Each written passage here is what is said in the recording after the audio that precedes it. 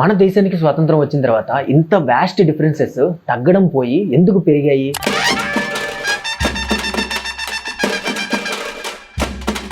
Hello guys, welcome back to open చేస్తే. ఎలా ఉన్నారు? అంత బాగున్నారా?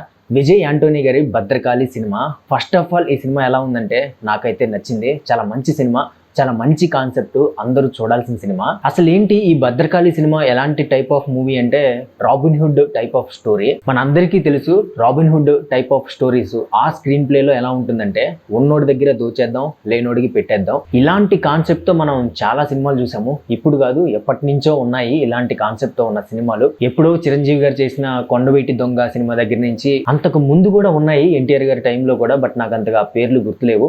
సో అక్కడ నుంచి ఆ తర్వాత కిక్కు సినిమా కానివ్వండి, టైగర్ నాగేశ్వరరావు సినిమా కానివ్వండి, మెయిన్ గా శంకర్ గారి సినిమాలు జెంటిల్మెన్ కానివ్వండి, రీసెంట్ గా వచ్చిన హరిహర వీరమల్లు సినిమా కానివ్వండి, ఇలాగా మనం చాలా సినిమాలు చూసాము ఈ టైప్ ఆఫ్ స్టోరీస్. బట్ ఇలాంటి సినిమాలు మనం ఎన్ని చూసినా కానివ్వండి, సినిమా చూసిన తర్వాత బాగుంది అనుకుంటాము, మంచిగా తీశారు అనుకుంటాము, బట్ కొన్ని రోజులు పోయిన తర్వాత మళ్ళీ మర్చిపోతూ ఉంటాము.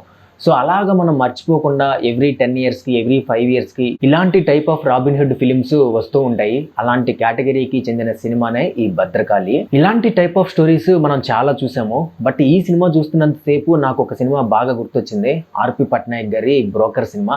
ఈ సినిమాకి ఆ సినిమాకి చాలా సిమిలారిటీస్ కనిపించాయి నాకు. అలాగని సేమ్ టు సేమ్ లేదు స్టోరీ, కొంచెం ట్రీట్మెంట్ డిఫరెంట్ గా ఉంది. బట్ సినిమా చూస్తున్నంత సేపు కూడా నాకు ఆర్పి పట్నాయక్ గారి ఈ బ్రోకర్ సినిమానే గుర్తొచ్చింది. సో ఈ భద్రకాళి సినిమా మనకు ఒక్కసారి బయట రియాలిటీ ఏంటి, ఎలా ఉంది, మన దేశంలో పరిస్థితులు ఎలా ఉన్నాయి, కరప్షన్ ఇలా ఎందుకు పెరిగిపోతుంది, పాలిటిక్స్ ఇలా ఎందుకు ఉన్నాయి, ధరలు ఎందుకు పెరిగిపోతూ ఉన్నాయి రోజు రోజుకి, ఇలాంటి విషయాలన్నీ మళ్ళీ మనకు ఒకసారి గుర్తు చేస్తుంది. మన దేశం గురించి మాట్లాడుకోవాలంటే మనది పేద దేశం కాదు, సంపన్నమైన ధనిక దేశం. ఇప్పుడు కాదు, ఎప్పటి నుంచో కొన్ని వేల సంవత్సరాల నుంచి మన దేశం చాలా సంపన్నమైన దేశం. మన దేశం మీదకి, ఈ భూభాగం మీదకి, ఈ ఖండం మీదకి ఎంతో మంది వచ్చారు, పరిపాలించారు, దోచుకున్నారు. మన సంపదని ఇప్పటికీ కూడా దోచుకుంటూనే ఉన్నారు. ఇంత సంపద కాకుండా మళ్ళీ మన పొలిటీషియన్స్ ప్రపంచ బ్యాంక్స్ దగ్గర నుంచి, వేరే దేశాల నుంచి, వేరే మల్టీనేషనల్ కంపెనీస్ దగ్గర నుంచి కొన్ని వేల కోట్ల రూపాయలని అప్పులుగా తీసుకుంటూ ఉన్నారు.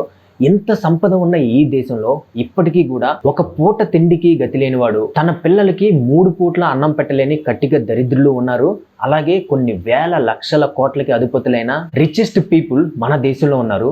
ఎందుకు ఇంత వ్యాస్ట్ డిఫరెన్సెస్ ఉన్నాయి? మన దేశానికి స్వాతంత్రం వచ్చిన తర్వాత ఇంత వ్యాస్ట్ డిఫరెన్సెస్ తగ్గడం పోయి ఎందుకు పెరిగాయి, ఎందుకు ఇంకా పెరుగుతున్నాయి? ఇలాంటివన్నీ కూడా ఈ సినిమాలో చాలా బాగా డిస్కస్ చేశారు. నెక్స్ట్ ఈ భద్రకాళి సినిమా స్టోరీ విషయానికి వస్తే, కిట్టు అనే ఒక బ్రోకర్ ఉంటాడు. ఒక పని కోసం, ఒక సహాయం కోసం, ఒక అవసరం కోసం ప్రభుత్వం దగ్గరికి, ప్రభుత్వ అధికారుల దగ్గరికి ఎవరైనా వెళ్తే ఆ పని కాకపోతే, అది ఎవరైనా కానివ్వండి, ఎలాంటి పని అయినా కానివ్వండి, ఒక చిన్న స్థాయి ప్యూన్ దగ్గర నుంచి ఒక రాష్ట్ర సీఎం వరకు, పోలీసులు, లాయర్లు, జడ్జిలు, ఎమ్మెల్యేలు, ఎంపీలు, సాధారణ ప్రజలు, ఇలా ప్రతి ఒక్కరికి కూడా తన పలుకుబడితో, తన నెట్వర్క్ తో పనిచేసి పెడుతూ ఉంటాడు.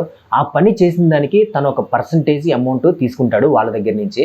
సో ఆ విధంగా తను కొన్ని వేల కోట్ల ఆస్తిని సంపాదిస్తాడు. ఈ ప్రాసెస్ లో ఒకానొక టైంలో తను ఒక పవర్ఫుల్ పర్సన్ ని ఎదుర్కొంటాడు. సో అక్కడి నుంచి ఆ పవర్ఫుల్ పర్సన్ కిట్టు వెంట పడతాడు. కిట్టు నెట్వర్క్ తెలుసుకుంటాడు, కిట్టు మీద ఇన్వెస్టిగేషన్ చేస్తాడు, కిట్టు సంపాదించిన ఆస్తి ఏంటో తెలుసుకుంటాడు. ఈ కిట్టు అనే వ్యక్తి అసలు ఈ బ్రోకర్ పనిలోకి ఎందుకు వచ్చాడు, ఇంత డబ్బు ఎలా సంపాదించాడు, ఇన్ని వేల కోట్ల డబ్బుని ఎక్కడ దాచిపెట్టాడు, అసలు అతని మోటివ్ ఏంటి అనేదే మిగతా స్టోరీ. చూడండి, ఈ సినిమా నాకైతే నచ్చింది, మీకు కూడా నచ్చుతుంది అని అనుకుంటున్నాను. సో అది గైస్ ఇవాల్టి మన వీడియో. ఈ వీడియో మీకు నచ్చితే ఒక లైక్ కొట్టండి.